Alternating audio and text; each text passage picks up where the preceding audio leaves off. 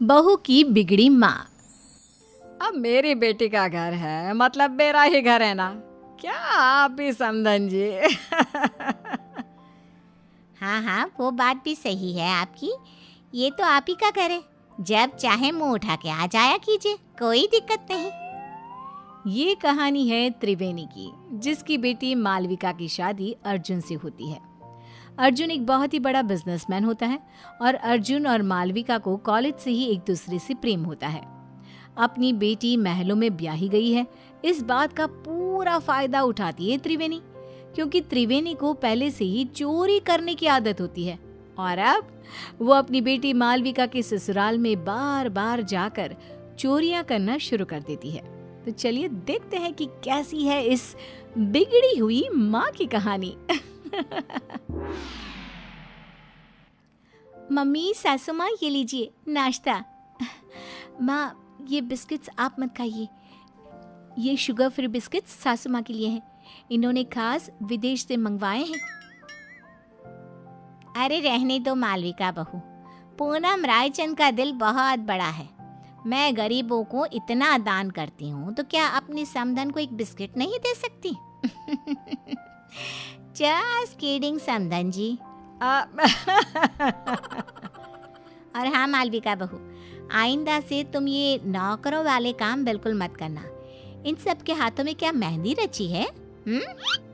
मालकिन, वो पिछली बार सोने और चांदी के बर्तन हमसे टूट गए थे, इसलिए हमें बड़े साहब ने रसोई का काम करने से मना किया है। अरे चिल चिल, हम रायचंद हैं और इस महल में ऐसे हजारों सोने और चांदी की चीजें हैं, टूटती है तो टूटने दो, हमारे पास किसी भी चीज की कोई कमी नहीं है।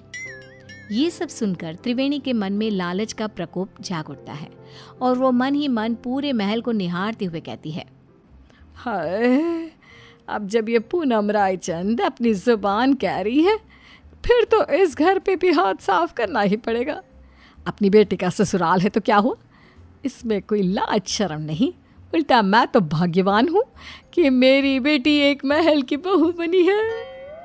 त्रिवेणी अब रायचंद मैंशन में रोजाना आना शुरू करती है और वो चुपके से पूनम के कमरे में घुसकर उसकी अलमारी से उसकी साड़ियाँ और गहने चुराती है और अपने बैग में लेकर पीछे के गेट से रफू चक्कर हो जाती है।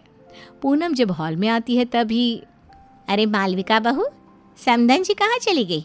अभी तो यहीं थी। सासू माँ, वो मम्मी को ना आज मंदिर जाना था, आज कोई बड़ी पूजा है वहाँ, इसलिए वो चली गई।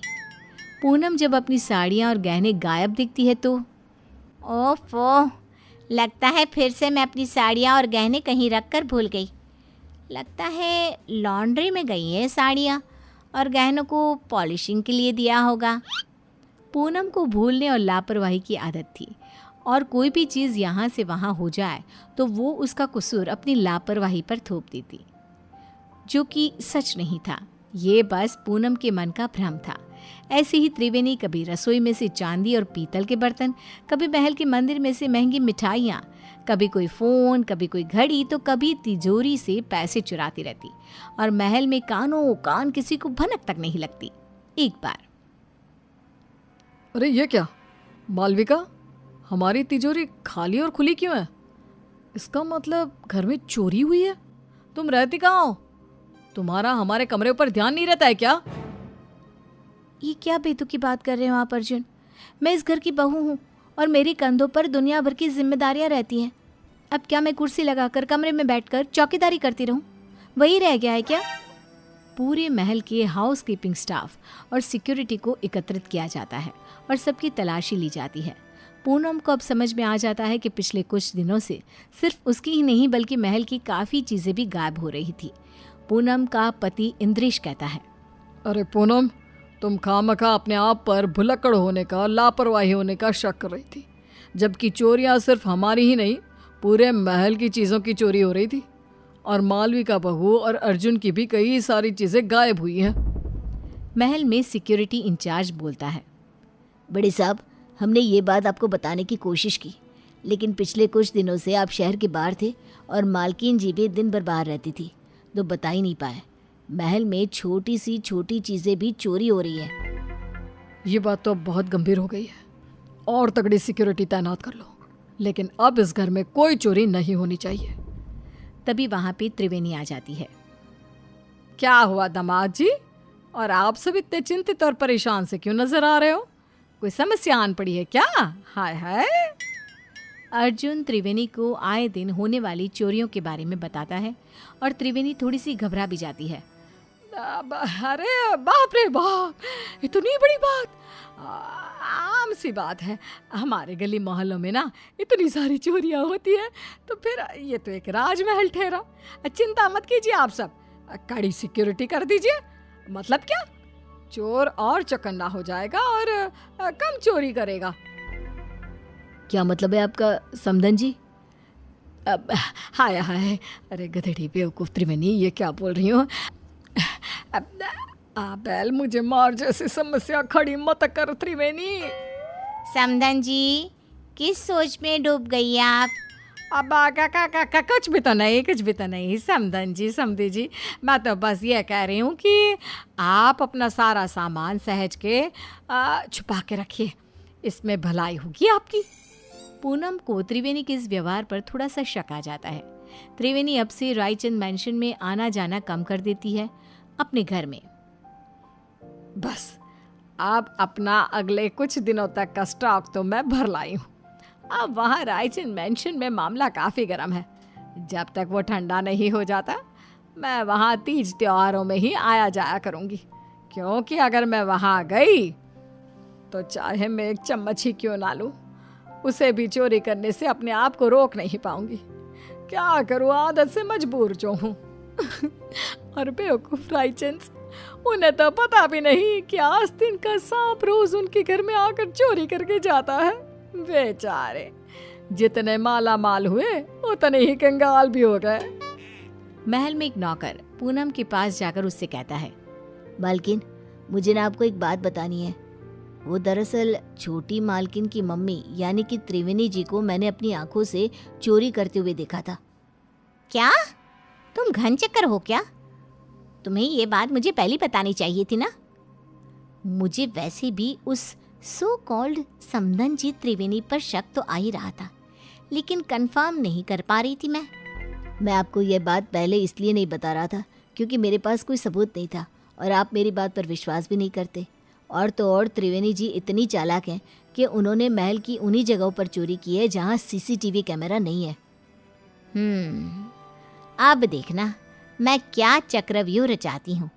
अब मैं हमारा पुश्तैनी हीरे का हार सरेआम हॉल में रख दूंगी, और जैसे ही वो त्रिवेणी उस हार को चुराएगी तब मैं उसे रंगे हाथ पकड़ लूंगी। पूनम की इन सब बातों को मालविका कमरे के बाहर ही सुन लेती है और वो अत्यंत हैरान और स्तब्ध हो जाती है। मालविका फौरन अपनी माँ त्रिवेणी को फ़ोन लगाती है। मम्मी, आपसे ये उम्मीद नहीं थी। आपने अपनी ही बेटी के ससुराल में इतनी सारी चोरियां की। Very bad mummy. सासू माँ को आपकी इन काली करतूतों के बारे में सब पता चल चुका है। मालविका बेटा, ये तो क्या करी है? मैंने कोई चोरी चकारी नहीं की। और मुझे आपसे कोई बात नहीं करनी, बाय। मालविका इतना कहकर फ़ोन कॉल कट कर देती है। त्रिवेणी अब पूरी तरह डर चुकी थी। वहीं रायचंद मैंशन में पूनम हॉल में खुले आम पुश्तैनी हीरे का हार रख देती है और त्रिवेणी को न्योता देने के लिए फ़ोन लगाती है। त्रिवेणी पूनम का कॉल देखकर कांपने लगती है। पूनम, रायचंद का कॉल, मेरी तो आज शामद है। अरे, आज सूर्योदय किसी और दिशा से हुआ है क्या?